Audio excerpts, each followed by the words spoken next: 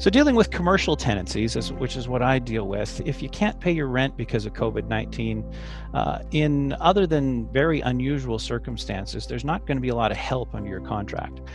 There are some circumstances where you're dealing with commercial retail leases where your rent can be tied to percentage rent, but even in those, typically you'll still be stuck with a base rent.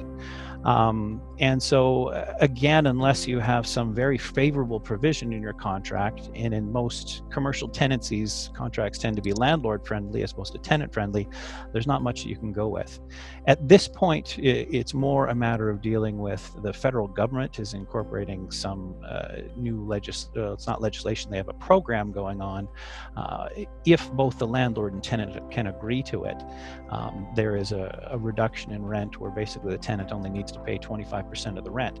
But in order to qualify for that program, the landlord has to pay for, or has agreed to cover, a 25% reduction in rent over the period.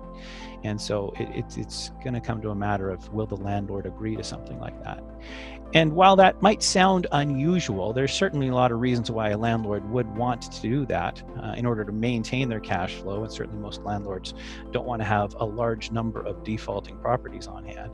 And so there's some reason why a landlord would want to do that. And so if you fall into a small business where you're having difficulties with the rent, that is a program you should look into. At present, as far as I know, they haven't actually finalized those terms, but those are supposed to be done really almost within the next few days.